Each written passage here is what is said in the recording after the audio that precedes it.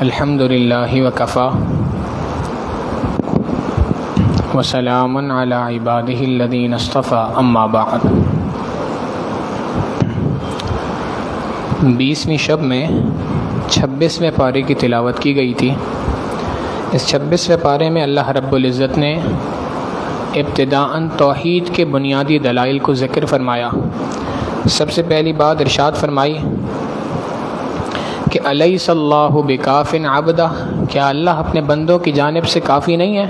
وَيُخَوِّفُونَكَ بِالَّذِينَ مِن دُونِهِ، حالانکہ اللہ کے سوا جو دوسری مخلوقات ہیں، اللہ کے سوا جو اللہ کی مخلوق ہے دیگر، وہ سب کی سب اللہ کو چھوڑ کر کسی اور سے ڈرتی ہیں، اور جو اللہ کو چھوڑ کے کسی اور سے ڈرے گا اس کو اللہ گمراہ کرے گا۔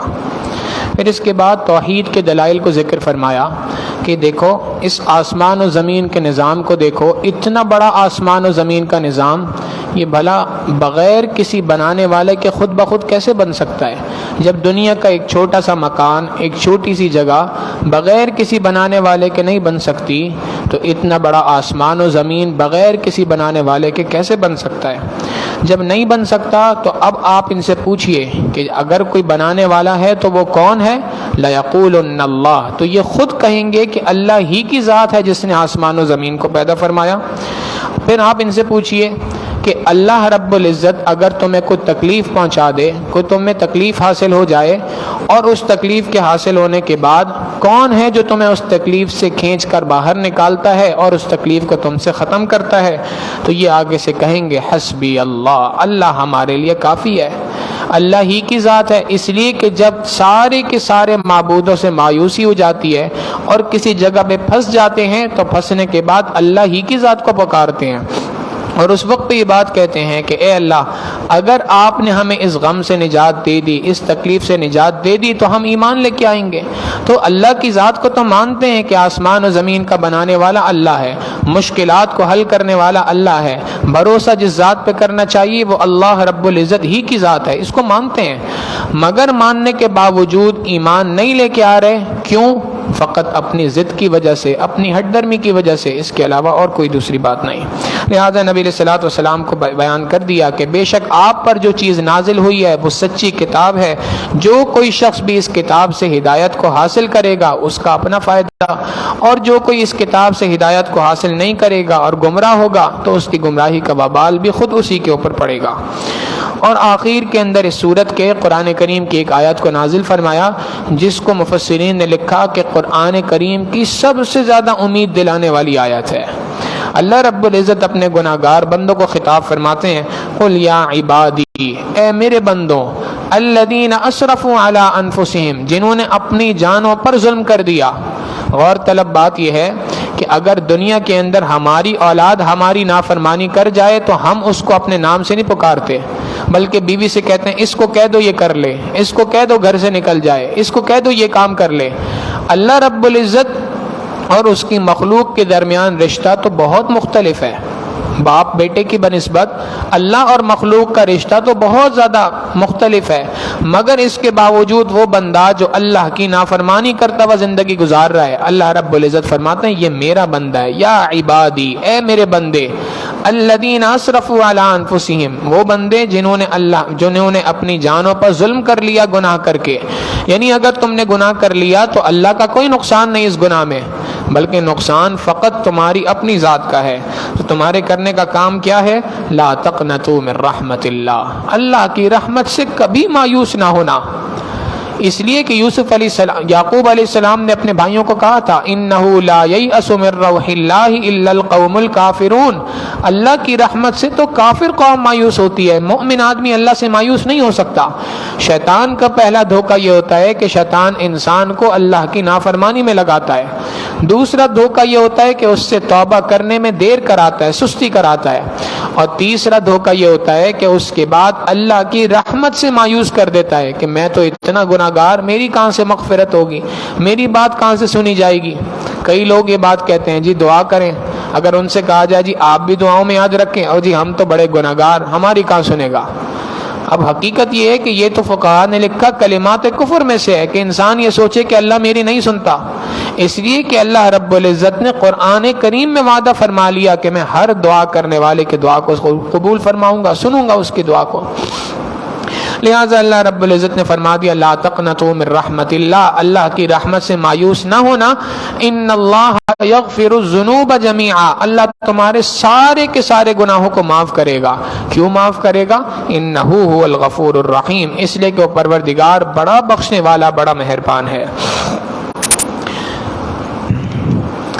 اور اس سورت کا اختتام پر اللہ رب العزت نے دو گروہوں کا ذکر فرمایا کہ وسیق الذین کفروا الی جہنم زمرا، یہ جو کفار ہیں ان کو جہنم کی جانب کل قیامت کے دن گھسیٹا جائے گا، یہ اس جانب ہکائے جائیں گے، چلائے جائیں گے۔ جب یہ چل رہے ہوں گے تو اور جہنم کے دروازے پہ پہنچیں گے، جو جہنم کا دروازے کا نگہبان ہے، جس کو مالک کہا جاتا ہے فرشتے کو، وہ ان سے پوچھے گا کیا تمہارے پاس کوئی ڈرانے والا نہیں آیا تھا؟ کیا کسی نے تمہیں ڈرایا نہیں؟ کسی نے تمہیں بتایا نہیں کہ جہنم کی آگ سے بچ جاؤ؟ وہ آگے سے کہیں گے کہ جی ہاں بالکل آیا تھا، ولیکن حقت کلمۃ العذاب علی الکافرین، لیکن ہم نے چونکہ کفر اختیار کیا تو کفار کے اوپر تو اللہ کا عذاب ثابت ہو چکا ہے۔ پھر اسی کے مقابلے میں اللہ رب العزت فرماتے ہیں کہ جو متقی افراد ہیں، گناہوں سے بچنے والی زندگی گزارنے والے ہیں، ان کو جنت کی طرف چلایا جائے گا۔ جب یہ جنت کے دروازے پہ پہنچیں گے تو جنت کا جو داروغہ ہوگا رضوان، وہ ان سے پوچھے گا، وہ ان سے کہے گا سلام علیکم طبتم فادخلوها خالدین، تمہارے اوپر سلامتی ہو، پاکیزگی ہو تمہارے لیے، بس اس جہنم کے اندر، اس جنت کے اندر ہمیشہ ہمیشہ کے لیے داخل ہو جاؤ۔ جب ان کو جنت کے اندر داخل ہونے کا کہا جائے گا تو اس وقت وہ کہیں گے الحمدللہ، تمام تعریفیں اس اللہ کے لیے ہیں، الذی صدقنا وعدہ، جس نے اپنا وعدہ ہم سے سچا کر دکھایا، وَأَوْرَثَنَا الْأَرْضَ نتبوأ من الجنت حیث نشاء، اور ہمیں جنت کا وارث بنا دیا۔ یہ اللہ رب العزت کی بہت بڑی مہربانی ہے۔ اور آخر میں اللہ رب العزت انسانوں کو یہ بات سمجھاتے ہیں کہ یاد رکھو یہ ساری باتیں تمہیں بتائیں، توحید کے دلائل ذکر کیے، جہنمیوں کا تذکرہ کر دیا، جنت کا تذکرہ کر دیا، مگر یہ بات ذہن میں رکھنا کہ اللہ کو تمہاری عبادت کی ضرورت نہیں ہے۔ اگر تم سمجھتے ہو کہ اللہ کو تمہاری عبادت کی ضرورت ہے تو یاد رکھو کہ وَتَرَى الْمَلَائِكَةَ حَافِينَ مِنْ حَوْلِ الْعَرْشِ، اللہ رب العزت کے فرشتے تو عرش کو تھام کر کھڑے ہوئے ہیں، اور وہ یسبحون بحمد ربہم، اپنے پروردگار کی تسبیح بیان کرتے ہیں۔ اللہ کے ان گنت فرشتے ہیں کہ جو اللہ رب العزت کی فرما برداری کے اندر لگے ہیں۔ حدیث مبارکہ میں نبی علیہ السلام نے فرمایا کہ یہ جو بیت اللہ ہے، اس بیت اللہ کے عین اوپر ایک جگہ ہے جس کو بیت المعمور کہا جاتا ہے، نیچے انسان طواف کرتے ہیں، اوپر فرشتے طواف کرتے ہیں۔ نبی علیہ السلام نے ارشاد فرمایا کہ جب فرشتے طواف کرتے ہیں، ایک مرتبہ اگر ایک فرشتہ طواف کر لے، قیامت تک اس کی دوبارہ باری نہیں آتی ہے۔ اتنے فرشتے ہیں، اور یہ سب کے سب فرشتے کرتے کیا ہیں؟ یسبحون بحمد ربہم، اللہ کی تسبیح بیان کر رہے ہیں۔ کسی کو حکم ہو گیا تم نے قیام کی حالت میں کھڑے ہونا ہے، ساری زندگی قیام کی حالت میں۔ کسی کو حکم دے دیا رکوع میں کھڑے ہونا ہے، وہ ساری زندگی رکوع کی حالت میں۔ کسی کو کہہ دیا سجدے کی حالت میں رہنا ہے، وہ ساری زندگی سجدے کی حالت میں۔ تو یہ تو اللہ رب العزت کے برگزیدہ مخلوقات ہیں، اللہ رب العزت کی نورانی مخلوقات ہیں، ان کے ہوتے ہوئے اللہ کو انسانوں کی عبادت کی کوئی ضرورت نہیں۔ ہاں اگر انسان عبادت کرے گا تو اس کا فائدہ خود اسی کی ذات کو ہوگا۔ سورۃ المؤمن کی ابتدا میں اللہ رب العزت نے پھر اسی بات کو ذکر فرمایا کہ غافر الذنب وقابل التوب، اللہ رب العزت خوب گناہوں کو معاف کرنے والا اور توبہ کو قبول کرنے والا ہے، لیکن اگر کوئی توبہ نہیں کرے گا تو شدید العقاب ذی الطول، سخت پکڑ والا بھی ہے۔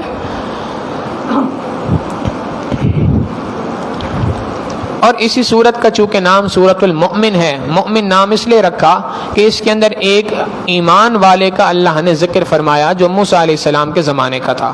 موسیٰ علیہ السلام کے زمانے کے اندر جب فرعون نے اس بات کا ارادہ کیا کہ ذرونی اقتل موسیٰ ولیدع ربہ، کہ میں موسیٰ علیہ السلام کو قتل کر دوں، مجھے چھوڑ دو کہ میں موسیٰ کو قتل کروں، اور اس کو چاہیے کہ اپنے پروردگار کو پکارے، یہ اپنے رب کو پکارتا رہے اور میں اس کو قتل کرتا ہوں، دیکھتا ہوں اس کا رب اس کی کیسے مدد کرتا ہے۔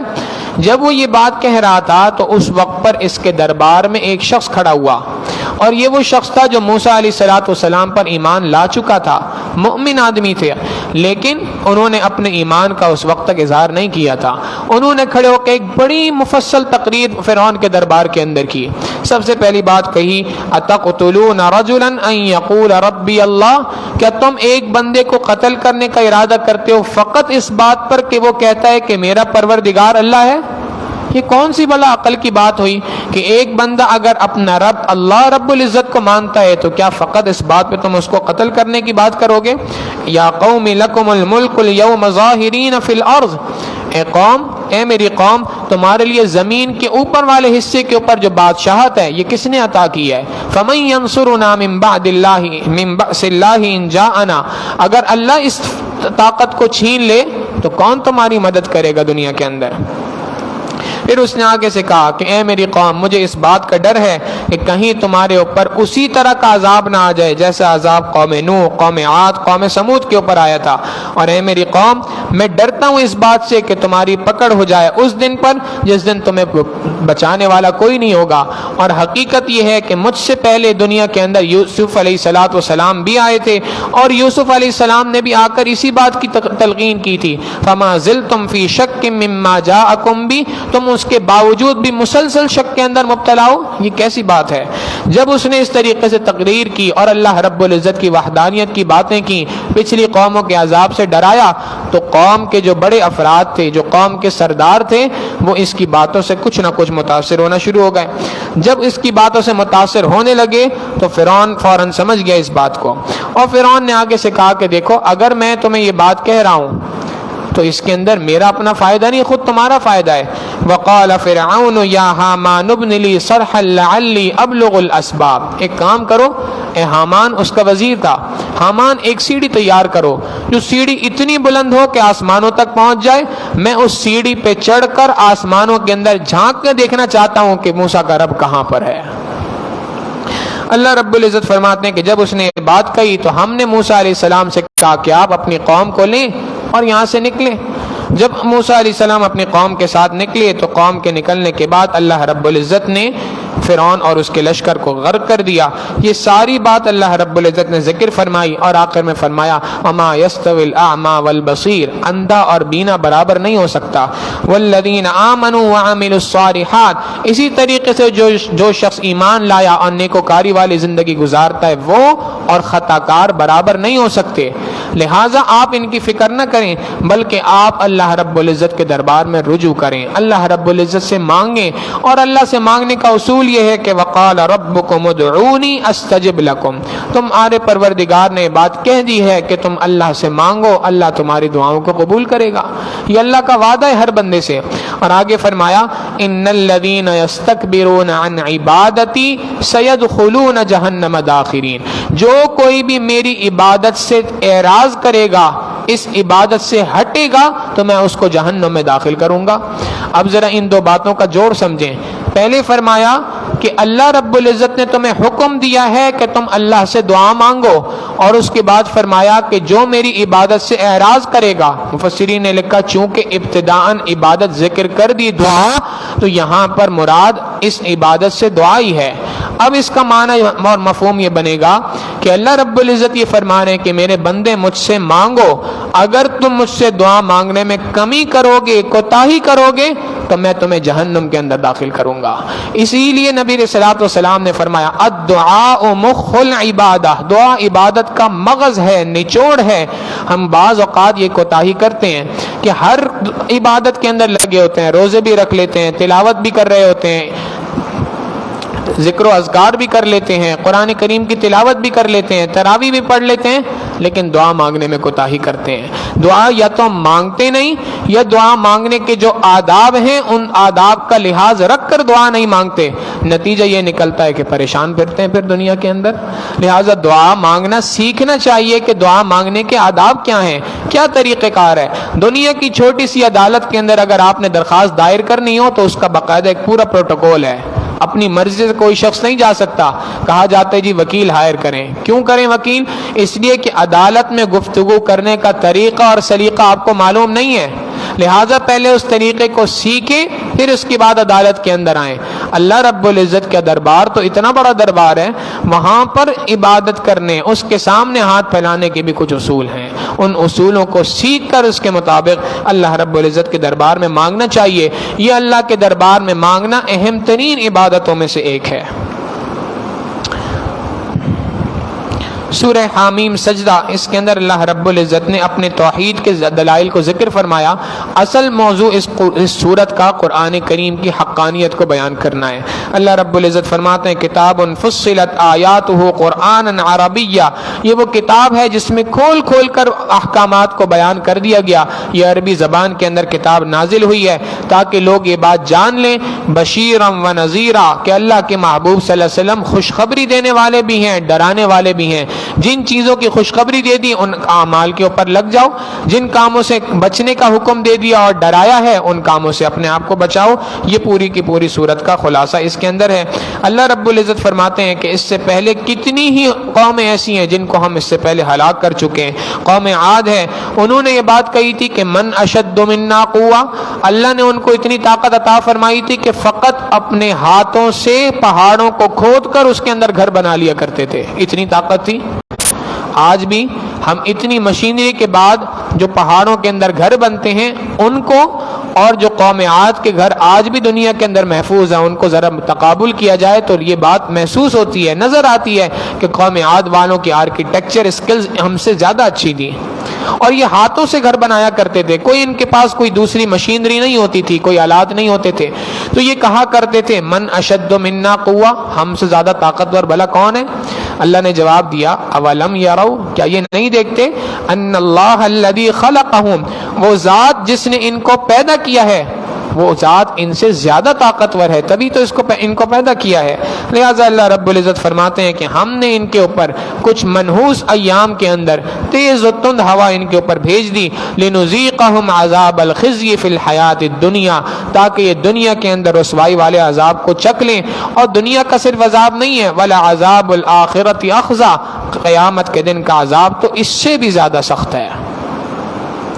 پھر اللہ رب العزت نے یہ بات ایمان والوں کی تعریف کی کہ بے شک وہ ایمان والے جو یہ بات کہتے ہیں کہ ربنا اللہ، ہمارا پروردگار، ہمارا پالنے والا اللہ ہے، ثم استقاموا، پھر اس بات پہ ڈٹ گئے تو تتنزل علیہم الملائکہ، فرشتے ان کے اوپر اترتے ہیں، اور فرشتے ان کے اوپر اتر کے ان کو یہ بات کہتے ہیں، یعنی جب ان کی موت کا وقت آتا ہے تو موت کے وقت انسان فطری طور پہ گھبرایا ہوا ہوتا ہے، تو ان کی اس گھبراہٹ کو ختم کرنے کے لیے اللہ فرشتوں کو اتار دیتے ہیں، وہ فرشتے اترتے ہیں اور اس بندے سے کہتے ہیں اللہ تخافوا ولا تحزنوا، خوف نہ کرو، غم نہ کرو، تمہیں جنت کی خوشخبری ہم سنانے کے لیے آئے ہیں جس کا تم سے وعدہ کیا گیا تھا، ہم تمہارے دوست ہیں اس دنیا کے اندر بھی آخرت کے اندر بھی، اور تمہارے پاس جنت کے اندر وہ کچھ ہوگا جس کی تم دعا مانگتے تھے، جو تم پکارو گے وہ تمہیں وہاں پر ملے گا، یہ پروردگار عالم جو بڑا بخشنے والا بڑا مہربان ہے اس کی جانب سے مہمانی ہے تمہاری۔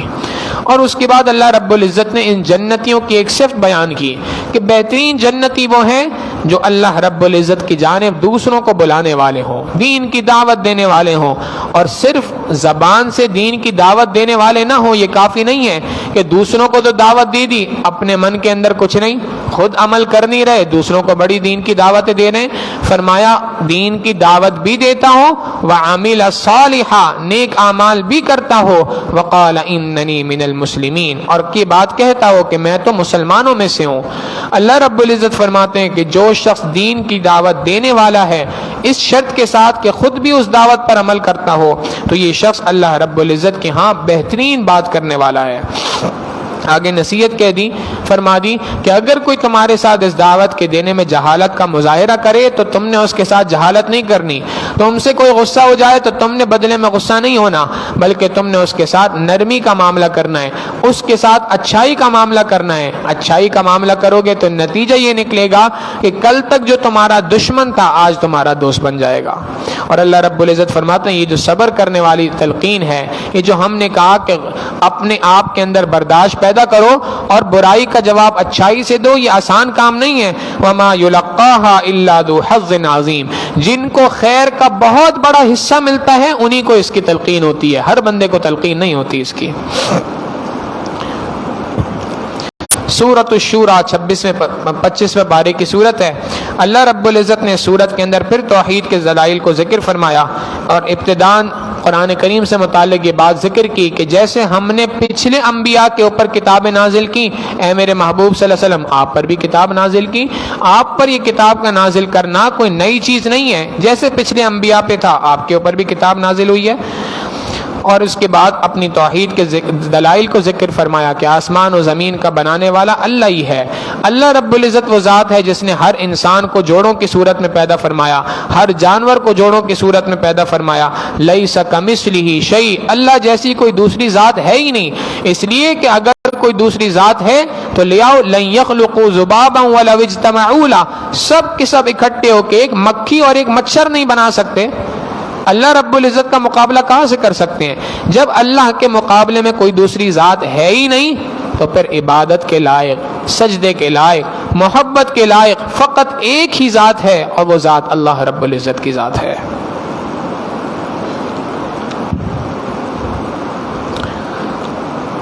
سورۃ الزخرف میں اللہ رب العزت نے ابتداء کے اندر اسی قرآن کریم کی حقانیت کو ذکر فرمایا کہ انا جعلناہ قرآنا عربیا لعلکم تعقلون، ہم نے عربی زبان میں قرآن کریم تمہارے درمیان اتارا ہے، کیوں؟ لعلکم تعقلون، تاکہ تم اس کے ذریعے سے عقل حاصل کرو، تاکہ اس کے ذریعے سے سمجھو اس بات کو کہ پروردگار عالم تمہیں کیا پیغام پہنچا رہے ہیں۔ اللہ کا پیغام ہے بندوں کے نام پہ، لہٰذا بندوں کو چاہیے کہ اللہ کے اس کلام کو سیکھنے کی، سمجھنے کی کوشش کریں۔ اللہ رب العزت آگے فرماتے ہیں کہ اللہ ہی کی ذات ہے جس نے تمہارے لیے جانوروں کو پیدا کیا اور جس نے تمہارے لیے کشتیوں کو بنایا، ان کشتیوں کے ذریعے سے، جانوروں کے ذریعے سے، منوں کے حساب سے تم سامان ایک جگہ سے دوسری جگہ لے جاتے ہو۔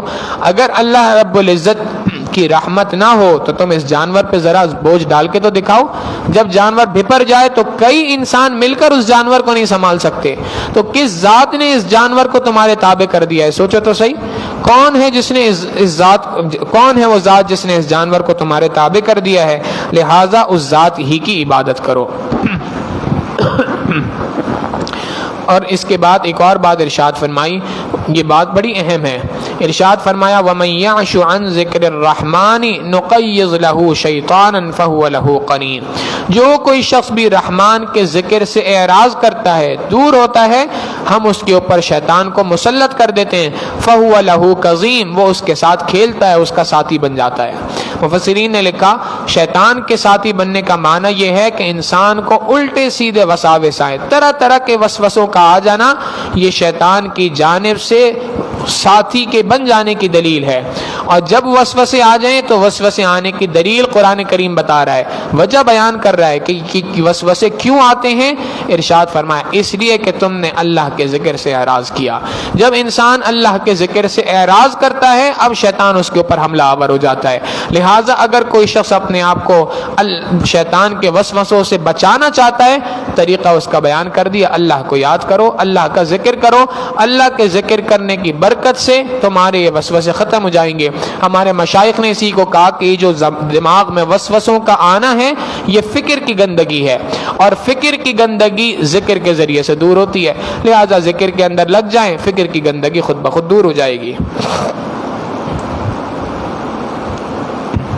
سورۃ الدخان کے اندر اللہ رب العزت نے ایک بات تو یہ ارشاد فرمائی کہ اللہ ہی کی ذات ہے، انا انزلناہ فی لیلۃ مبارکہ، بے شک ہم نے اس قرآن کریم کو بڑی بابرکت رات کے اندر اتارا ہے، انا کننا منذرین، بے شک ہم ڈرانے والے ہیں، اس کے ذریعے سے خبردار کرنے والے ہیں۔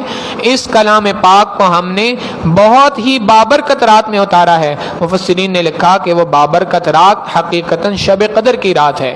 اللہ رب العزت فرماتے فیہا یفرق کل امر حکیم، اس رات کے اندر ہر حکمت والے کام کا فیصلہ کیا جاتا ہے ہماری جانب سے۔ انسان کی روزی کا مسئلہ ہو، انسان کے رزق کا مسئلہ، صحت کا مسئلہ، بیماری کا مسئلہ، کاروبار کا مسئلہ، جتنے بھی اس کے متعلقہ مسائل ہیں وہ تمام کے تمام مسائل کا فیصلہ اللہ کی جانب سے اس رات میں کیا جاتا ہے کہ اگلے آنے والے سال کے اندر کس کو روزی ملنی ہے، کتنی روزی ملنی ہے، کس کو صحت ملنی ہے، کس کو بیماری ملنی ہے، کس کو خوشی ملنی ہے، کس کو غم ملنے ہیں، تمام کے تمام فیصلے اس رات کے اندر ہوتے ہیں۔ لہٰذا اس رات کو ڈھونڈو، اس رات کے اندر اللہ رب العزت کی عبادت میں اپنے آپ کو کھپاؤ۔ ہمارے حضرت مثال بیان فرماتے ہیں کہ اگر ایک بندہ ہو، اس کو بتا دیا جائے کہ بھائی یہ اتنا بڑا خزانہ ہے اور اس خزانے کی ان 10 چابیوں میں سے کوئی ایک چابی ہے، تو کیا وہ اس بات پہ چھوڑ دے گا کہ یار مجھے تو پتہ نہیں کون سی چابی ہے؟ بلکہ وہ ہر چابی کو لگا کے چیک کرے گا، کہیں یہ تو نہیں، اچھا یہ نہیں ہے تو یہ ہوگی، یہ نہیں تو یہ ہوگی۔ اللہ رب العزت نے بھی شب قدر کے ذریعے سے ہمیں ایک بہت بڑی نعمت، ایک خزانہ عطا فرما دیا۔ اب اس خزانے کو عطا کرنے کے بعد فرما دیا کہ یہ آخری 10 راتوں میں سے کسی ایک رات میں ہے، ڈھونڈو اس کو 10 راتوں کے اندر۔ لہٰذا ہر بندے کو چاہیے کہ وہ ان 10 راتوں کے اندر عبادت کر کے اس رات کو تلاش کرنے کی کوشش کرے۔ یہ وہ رات ہے جس کے اندر اس انسانیت کا سب سے بڑا مسئلہ حل ہوا، اس انسانیت کا سب سے بڑا مسئلہ ہدایت تھی۔ تو اس رات کے اندر اگر انسانیت کا سب سے بڑا مسئلہ حل ہو سکتا ہے تو کیا ہمارے چھوٹے چھوٹے مسائل اس رات میں حل نہیں ہو سکتے؟ کیا یقیناً ہو سکتے ہیں۔ ضرورت اس بات کی ہے کہ ہم اللہ کی جانب قدم بڑھائیں، کوشش کریں، محنت کریں اس کے اندر۔ سورۃ الجاسیہ کے اندر اللہ رب العزت نے پھر توحید کے دلائل کو ذکر فرمایا، اسی طریقے سے آخرت کے رسالت کے دلائل کو ذکر فرمایا، آخرت کے دلائل کو ذکر فرمایا، اور درمیان میں ایک بات ایسی فرمائی کہ انسان کو پڑھتے ہوئے ڈر لگنا چاہیے۔ ارشاد فرمایا افرأیت من اتخذ الہہ ہوا، کہ آپ نے ایک ایسے شخص کو دیکھا جس نے اپنی خواہشات نفسانی کو اپنا معبود بنا لیا، وَأَضَلَّهُ اللَّهُ عَلَىٰ عِلْمٍ، اللہ نے علم کے باوجود اس کو گمراہ کر دیا۔ اب انسان حیران ہوتا ہے کہ علم کے باوجود گمراہی کیسے ہوتی ہے؟ یہ آج ایک مثال بیان کرتے ہیں، ہمارے حضرت نے ہی دی کہ آپ نے دیکھا ہوگا سگریٹ پینے والے لوگوں کو کہ وہ سگریٹ پیتے ہیں۔ جب سگریٹ پی رہے ہوتے ہیں آپ ان سے پوچھیں کیا سگریٹ نقصان دہ ہے؟ خود کہتے ہیں ہاں بہت نقصان دہ ہے، خود پتہ ہے کہ سگریٹ نقصان دہ ہے۔ پھر کئی مرتبہ دیکھا کہ اپنی اولاد کو، بچوں کو بد سمجھا بھی رہے ہوتے ہیں، بیٹا سگریٹ نہ پینا، خود پی رہے ہوتے ہیں لیکن اولاد کو منع کرتے ہیں کہ تم نہ پینا۔ پھر تیسری بات، جو کمپنی بنانے والی ہے اس نے بھی اس کے اوپر لکھ دیا کہ تمباکو نوشی مضر صحت ہے، تو خود بھی پتہ ہے، بنانے والے نے بھی لکھ دیا، اوروں کو بھی بتا رہے ہیں، مگر اس کے باوجود پی رہے ہیں۔ یہ کیا ہے؟ حضرت فرماتے ہیں وَأَضَلَّهُ اللَّهُ عَلَىٰ عِلْمٍ، علم کے باوجود گمراہی اسی چیز کا نام ہے۔ کئی مرتبہ انسان بہت ساری چیزوں کو جانتا ہے کہ یہ حرام ہے، یہ غلط ہے، مگر اس کے باوجود، علم کے باوجود اس کام کے اندر لگا ہوتا ہے۔ اللہ رب العزت فرماتے ہیں کہ یہ ایسا شخص ہے جس نے اپنی خواہشات نفسانی کو اپنا معبود بنا رکھا ہے۔ فَمَن يَهْدِيهِ مِن بَعْدِ اللَّهِ، اللہ کے بعد کون ہے جو ایسے بندے کو ہدایت دے سکتا ہے؟ افلا تذکرون، کیا نصیحت حاصل نہیں کرتے اس بات سے؟ اللہ رب العزت فرماتے ہیں قُلِ اللَّهُ يُحْيِيكُمْ ثُمَّ يُمِيتُكُمْ، اللہ ہی کی ذات ہے جس نے تمہیں پیدا فرمایا، وہی تمہیں موت دے گا، وہی کل قیامت کے دن تمہیں اٹھائے گا۔ ان باتوں کے اندر کوئی شک و شبہ نہیں ہے، لیکن جو لوگ نہیں جانتے وہ نہیں جاننا چاہتے، اصل بات یہ ہے۔ وَقِيلَ الْيَوْمَ نَنْسَاكُمْ كَمَا نَسِيتُمْ لِقَاءَ يَوْمِكُمْ هَٰذَا، جو لوگ آج اللہ کی یاد کو بھلا بیٹھے ہیں، اللہ کو یاد نہیں کرتے، کل قیامت کے دن ان سے کہا جائے گا کہ آج کے دن تمہیں ایسے ہی بھلا دیا گیا جیسے تم نے اللہ کے رب العزت کی یاد کو دنیا کے اندر بھلا دیا گیا تھا۔ وَمَأْوَاكُمُ النَّارُ، اب تمہارا ٹھکانہ فقط جنت جہنم ہے۔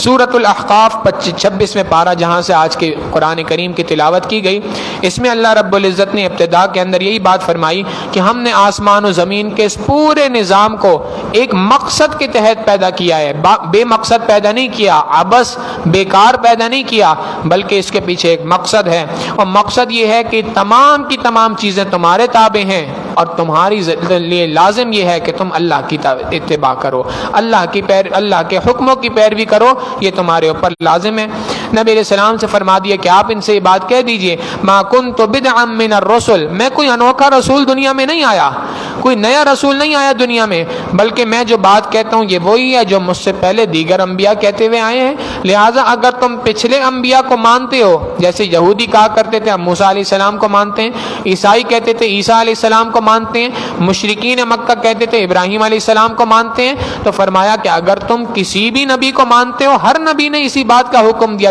جس بات کا حکم میں دے رہا ہوں، لہٰذا میری پیروی کرو۔ اور اللہ رب العزت نے یہاں پہ یہ بھی ذکر فرما دیا کہ انسان کو اس بات کی وصیت کی ہم نے کہ والدین کے ساتھ حسن سلوک کرے۔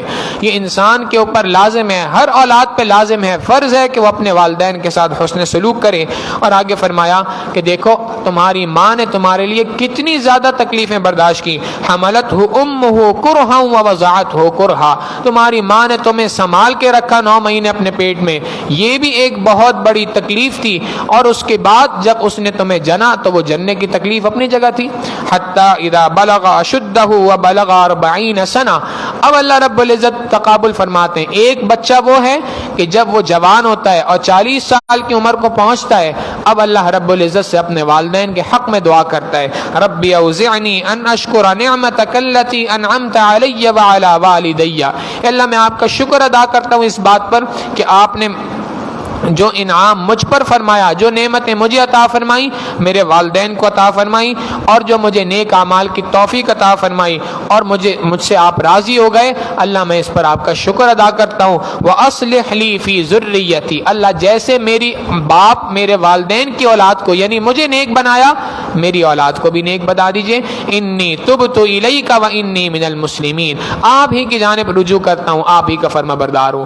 اس کے مقابلے میں دوسرا وہ شخص والذی قال لوالدیہ اف لکما، جو اپنے والدین سے اف کا لفظ کہتا ہے اور یہ بات کہتا ہے کہ اتعداننی ان اخرج وقد خلت القرون من قبلی، ان سے بدتمیزی کے ساتھ گفتگو کرتا ہے، ان کے ساتھ حسن سلوک نہیں کرتا۔ اللہ رب العزت فرماتے ہیں وَهُمَا يَسْتَغِيثَانِ اللَّهَ وَيْلَكَ آمِنْ، حالانکہ اس کے والدین اس کو کہتے ہیں کہ ارے نیک بخت، اللہ رب العزت میں ایمان لیا، ان وعد اللہ حق، اللہ کا وعدہ تو سچا ہے، لہٰذا اللہ کے وعدے پہ ایمان لیا، مگر یہ اس پر ایمان نہیں لاتا، ایسے بندے کے لیے دنیا کے اندر بھی ہلاکت ہے، آخرت کے اندر بھی ہلاکت ہے۔ نوجوانوں کو یہ بات سمجھنی چاہیے کہ علماء نے لکھی ہے یہ بات کہ 2 گناہ ایسے ہیں کہ جن کا سزا آخرت، ہر گناہ کی سزا آخرت میں ملنی ہے، لیکن 2 گناہ ایسے ہیں جن کی سزا آخرت میں تو ملے گی ہی صحیح، لیکن اللہ رب العزت دنیا میں اس بندے کو موت عطا نہیں کرتے جب تک کہ اس کی سزا نہ دے دے۔ ایک تکبر کا کرنا، دوسرا والدین کی نافرمانی کرنا، یہ 2 گناہ ایسے ہیں کہ جن کی سزا آخرت میں تو ملنی ہی ملنی ہے، لیکن اس کی سزا دنیا میں بھی انسان کو مل کے رہتی ہے۔ آخر میں انسانوں کو جھنجھوڑنے کے لیے اللہ رب العزت نے اس سورت کے اختتام پر ایک بات ارشاد فرمائی، اور یہ فرمایا کہ ایک جنات کا قافلہ تھا، وہ نبی علیہ الصلوۃ والسلام کے قریب سے گزرا۔ اللہ کے محبوب صلی اللہ علیہ وسلم اس وقت پر قرآن کریم کی تلاوت کر رہے تھے۔ جب انہوں نے نبی علیہ الصلوۃ والسلام کی زبان سے اس کلام پاک کی تلاوت سنی تو کان لگا کر بیٹھ گئے اور خوب غور سے قرآن کو سننے لگے۔ پھر اس کے بعد جو لوگ مجلس میں بیٹھے تھے دیگر جنات، ان کو کہنے لگے انصتو، خاموش ہو جاؤ، خاموش ہو جاؤ، سنو یہ کیا کہہ رہے ہیں۔ جب قرآن سن لیا، اب اس کے بعد اپنی قوم کے پاس پہنچے اور ان کو جا کے کہا کہ انا سمعنا کتابا انزل من بعد موسیٰ، بے شک ہم نے ایک ایسی کتاب کو آج سنا ہے کہ جو موسیٰ علیہ السلام کی کتاب کے بعد دنیا میں نازل ہوئی ہے، اور جو موسیٰ علیہ السلام کے دین کی تصدیق کرنے والی ہے، سیدھے راستے کی طرف چلانے والی ہے۔ یا قومنا اجیبوا داعی اللہ، اے میری قوم، اللہ رب العزت کی اس دعوت دینے والے شخص کی، اللہ کے دین کی دعوت دینے والے اس شخص پر ایمان لے آؤ۔ اللہ رب العزت نے واقعہ ذکر کر کے فرما دیا کہ جنات اگر ایک اللہ کی کلام کی آیت کو سنتے ہیں تو وہ حق کو پہچان لیتے ہیں۔ تم پورا کلام سن کے حق کے اوپر کیوں نہیں آ سکتے؟ اپنی زندگی کو کیوں تبدیل نہیں کر سکتے اس کلام کے مطابق؟ سورہ محمد میں اللہ رب العزت نے جہاد کے احکامات کو ذکر فرمایا، اور بنیادی طور پہ اس میں 2 باتیں ارشاد فرمائی۔ پہلی بات تو یہ فرما دی کہ جہاد کا دل کے اندر تمنا رکھنا یہ ہر مومن کی ذمہ داری ہے۔ دل میں یہ نیت ہونی چاہیے کہ اللہ نے اگر کبھی موقع دیا تو اللہ کے راستے میں جہاد کروں گا۔ یہ دل میں نیت ہونی چاہیے. اگر دل میں نیت نہیں ہے، جہاد سے بھاگنے کی بات ہے، اگر دل کے اندر جہاد کا نام سن کر ڈر بیٹھ جاتا ہے، اللہ رب العزت فرماتے ہیں یہ تو منافقین کی نشانی ہے کہ جب ان کے سامنے جہاد کی آیتیں پڑھی جاتی ہیں تو آپ ان کو دیکھیں گے گویا کہ ان کے اوپر تو چہروں سے ایسا نظر آئے گا گویا ان کے اوپر موت طاری ہو چکی ہے. یہ بات پہلی فرمائی کہ مومن کے دل میں جہاد کا شوق ہونا چاہیے. اور دوسری بات فرما دی کہ اگر تم اللہ کے راستے میں قتال نہیں کرو گے، جہاد نہیں کرو گے، اللہ تمہیں بہت عطا فرما دے گا، تمہاری جگہ ایک اور قوم کو لے آئے گا. ثم لا يكونوا امثالكم، پھر دنیا میں تمہاری کوئی مثال نہیں ملے گی. لہٰذا اللہ کے راستے میں قتال کرنا، اللہ کے راستے میں جہاد کرنا، اس کا شوق ہر مومن کے دل کے اندر ہونا چاہیے. سورہ فتح میں اللہ رب العزت نے ایک واقعے کو ذرا بیان فرمایا ہے، اور واقعہ یہ کہ نبی علیہ الصلوۃ والسلام نے 6 ہجری کے اندر ایک خواب دیکھا کہ اللہ کے محبوب صلی اللہ علیہ وسلم عمرے کے لیے تشریف لے گئے صحابہ کے ساتھ. نبی علیہ الصلوۃ والسلام نے اپنے صحابہ کو تیار کیا اور ان کے ساتھ عمرے کے لیے تشریف لے گئے. جب حدیبیہ کے مقام پہ پہنچے، یہ مکہ مکرمہ سے کچھ فاصلے پر جگہ ہے، جب یہاں پہ پہنچے تو دیکھا کہ مشرکین مکہ نے اللہ کے محبوب صلی اللہ علیہ وسلم کو روک دیا. آپ نہیں جا سکتے، آپ یہاں پر ہمارے ساتھ معاہدہ کریں. نبی علیہ السلام نے ان کے ساتھ معاہدہ کیا، جس معاہدے کی بنیادی شقوں میں سے ایک شق یہ تھی کہ اس سال آپ واپس چلے جائیں گے، اگلے سال آئیں گے، صرف 3 دن ٹھہرنے کی اجازت ہوگی، اس کے بعد واپس جانا ہوگا. آپ میں سے اگر کوئی شخص ہم سے لڑائی کرنا چاہے تو اب ہمارا اور آپ کا صلح کا معاہدہ ہے، نہ آپ ہم سے لڑائی کریں نہ ہم آپ سے لڑائی کریں گے. تیسری بات کہ اگر آپ کے افراد میں سے کوئی شخص بھاگ کر مکہ مکرمہ آ گیا تو اس کو واپس نہیں کیا جائے گا، اور اگر ہمارا کوئی بندہ بھاگ کر مدینہ منورہ آ گیا تو اس کو واپس کیا جائے گا. نبی علیہ الصلوۃ والسلام نے ساری شرائط قبول کر لی. بظاہر ایسا لگ رہا تھا کہ یہ تو بہت زیادہ کوئی انسان دب کر کسی صلح کو قبول کر رہا ہے، کسی پریشانی کے اندر ہے، کسی شکست کو تسلیم کر رہا ہے. اللہ رب العزت نے فرما دیا انا فتحنا لک فتحا مبینا، آپ کے لیے تو اس کے اندر بہت بڑی فتح چھپی ہوئی ہے.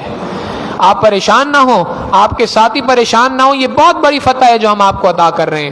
اور جب آپ صلح حدیبیہ کے موقع پہ صحابہ سے ہاتھ میں ہاتھ دے کر بیعت کر رہے تھے، ان الذین یبایعونک انما یبایعون اللہ، فقط آپ کا ہاتھ نہیں تھا، آپ کے ہاتھ کے اوپر اللہ کا ہاتھ تھا. ید اللہ فوق ایدیہم، اللہ کا ہاتھ آپ کے ہاتھ کے اوپر تھا. لہذا جن ساتھیوں نے بھی آپ کے ساتھ بیعت کی، لقد رضی اللہ، اللہ ان سے راضی ہو گیا. اور پھر آخر میں بات فرمائی کہ نبی علیہ السلام نے جو خواب دیکھا تھا وہ اپنی جگہ سچا ہے.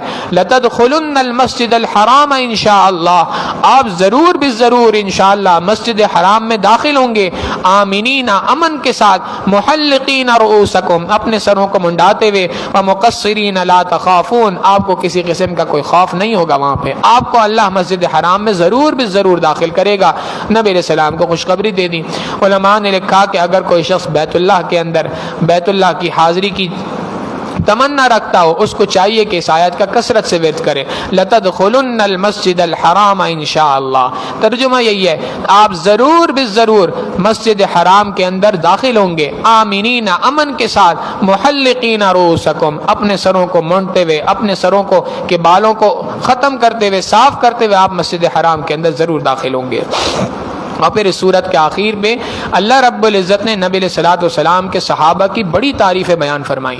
فرمایا جو اللہ کے محبوب صلی اللہ علیہ وسلم کے صحابہ ہیں، ان کی کوالٹیز یہ ہیں، اشداء علی الکفار، کفار پہ بڑے سخت ہیں، رحماء بینہم، مگر جہاں کفار پہ سخت ہیں آپس میں اتنے ہی زیادہ رحم دل ہیں.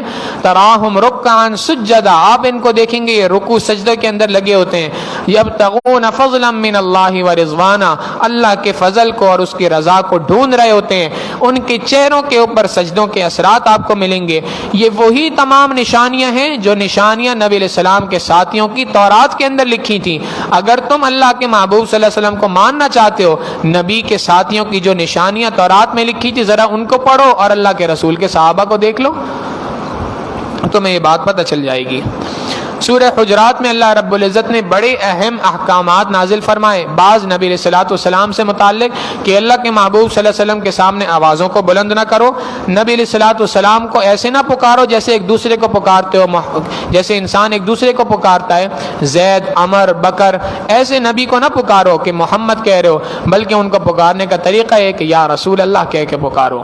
اور جب پکارنا ہے تو ایسا نہیں کہ نبی گھر کے اندر ہے، تم گھر کے باہر سے آواز لگا رہے ہو یا رسول اللہ ذرا باہر آئیے، مجھے مسئلہ پوچھنا ہے، مجھے آپ سے کام ہے، بلکہ وَلَوْ أَنَّهُمْ صَبَرُوا حَتَّى تَخْرُجَ إِلَيْهِمْ لَكَانَ خَيْرًا لَهُمْ۔ اصول یہ ہے کہ چونکہ تمہیں ضرورت ہے نبی کی، نبی کو تمہاری ضرورت نہیں ہے، لہٰذا تم گھر کے باہر انتظار کرو، جب اللہ کے رسول گھر کے باہر تشریف لائیں تو اس کے بعد ان سے سوال کرو۔ اور اس کے بعد صحابہ کو ایک بات بتا دی، اس کے ذریعے سے امت کو بھی تعلیم دے دی کہ جب کبھی تمہارے پاس کوئی مسئلہ آئے، کوئی بات، کوئی خبر کوئی پہنچائے، بلا تحقیق باتوں کو آگے نہ بڑھاؤ، بلکہ فتبینوا، خوب تحقیق کرو اس کے بارے میں، پھر اس کے بعد اس بات کو آگے بڑھاؤ۔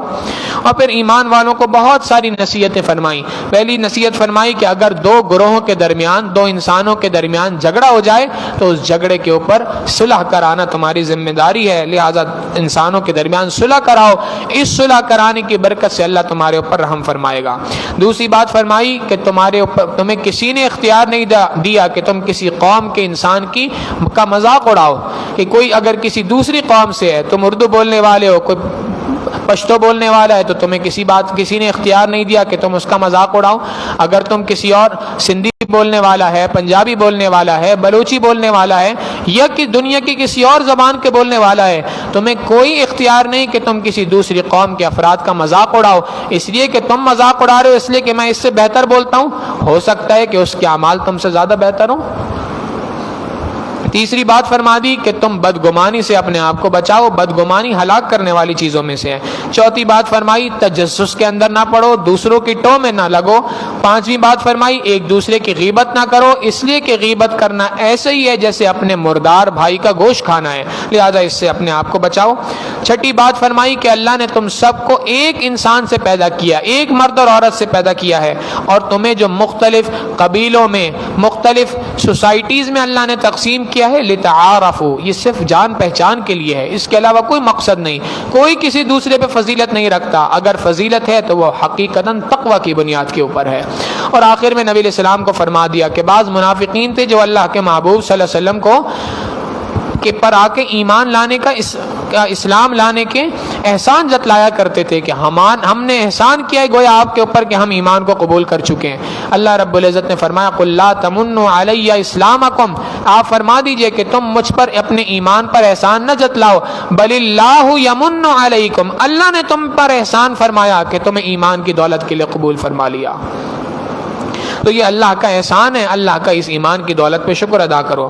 سورہ قاف میں اللہ رب العزت نے آخرت کی مختلف واقعات کو بڑے فصیح و بلیغ انداز میں ذکر فرمایا، اور اس میں بات بھی ذکر کر دی۔ پہلی بات وَنَحْنُ أَقْرَبُ إِلَيْهِ مِنْ حَبْلِ الْوَرِيدِ، ہم انسان سے اس کی شہرک سے بھی زیادہ قریب ہیں۔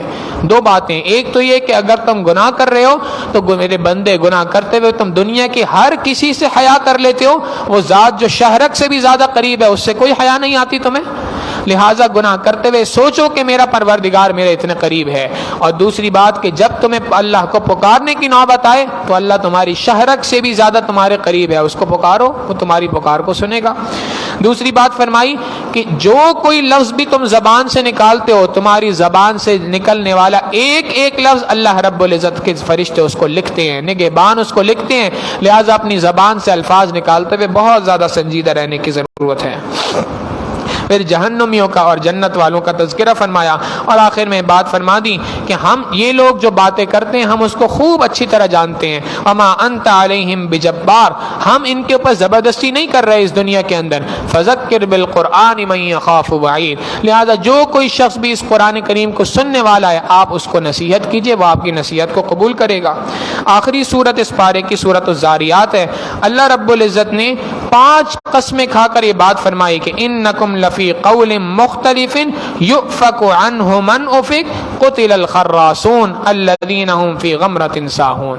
خلاصہ اس بات کا یہ ہے کہ 5 قسمیں کھا کر اللہ رب العزت فرماتے ہیں کیا یہ لوگ قیامت کے بارے میں شک میں مبتلا ہیں؟ یہ قیامت تو آنی ہے. یسألون ایان یوم الدین، یہ آپ سے پوچھتے ہیں اچھا بتاؤ کب آئے گی قیامت. قیامت کا علم تو فقط اللہ رب العزت کی ذات کو ہے. اس دن اللہ رب العزت انسانوں کو دو گروہ میں تقسیم فرما دیں گے. ایک وہ ہے جنہوں نے جہنم میں جانا ہے، ان سے کہا جائے گا الحمدللہ ذوقوا فتنتکم، چکو اس آزمائش کو جو تم دنیا کے اندر کرتوت کیا کرتے تھے اس کے بدلے تکلیف ہے، اس کو چکو. ھذا الذی کنتم بہ تستعجلون، جس کے تم دنیا کے اندر جلدی مچایا کرتے تھے. اور اس کے مقابلے میں جنتی لوگ ہیں، ان کی کچھ صفات بیان کر دی کہ جنتی لوگ کون ہوتے ہیں. ایک بات فرمائی، یہ وہ ہیں جو راتوں کو تھوڑا سوتے ہیں. وبالاسحار هم یستغفرون، اور سحری کے وقت پہ، صبح کے وقت پر اللہ کے دربار میں استغفار کرتے ہیں. رات کو عبادت کرتے ہیں، صبح کو استغفار کرتے ہیں کہ اے اللہ جو عبادت کرنے کا حق تھا وہ حق تو ہم ادا نہ کر سکیں. اور تیسری صفت وفی اموالہم حق للسائل والمحروم، محروم لوگوں کے لیے، سوال کرنے والوں کے لیے یہ لوگ، ان لوگوں کے مال میں کچھ حصہ موجود ہوتا ہے، یہ غریب غربا کی مدد کیا کرتے ہیں. وفی الارض آیات للموقنین، اور اللہ رب العزت کی جو نشانیاں دنیا کے اندر ہیں ان کے اوپر یقین رکھتے ہیں. وفی انفسکم، خود تمہارے اندر اللہ کی کتنی نشانی ہے. افلا تبصرون، تم اپنے اندر جھانک کے نہیں دیکھتے کہ اللہ کی کتنی نشانی ہے. ایک چھوٹی سی بات کہ تم اللہ رب العزت نے جیسی آنکھ تمہیں بنا کے دکھا دی، تم ایسی آنکھ ہی بنا کے دکھا دو. اگر تم ایسی ایک آنکھ نہیں بنا سکتے، ایسے کان نہیں بنا سکتے، ایسی ناک نہیں بنا سکتے، اللہ رب العزت نے جیسی کاریگری دکھائی ہے تم ایسے کاریگری نہیں دکھا سکتے، تو سمجھ لو کہ تم سب کا بنانے والی ذات ایک اللہ رب العزت کی ہے.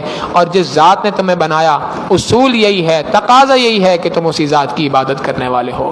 اللہ رب العزت سے دعا ہے کہ پروردگار عالم ہمیں فقط اپنی ہی عبادت کرنے والوں میں شامل فرمائے، ہمیں شرک سے، بدعات سے، ہر قسم کے خرافات سے محفوظ فرمائے. وآخر دعوانا ان الحمد للہ رب العالمین. سبحان ربی الوہاب. اللہم صلی علی سیدنا محمد وعلی آل سیدنا محمد مبارک وسلم. ربنا ظلمنا انفسنا وإن لم تغفر لنا وترحمنا لنكونن من الخاسرین.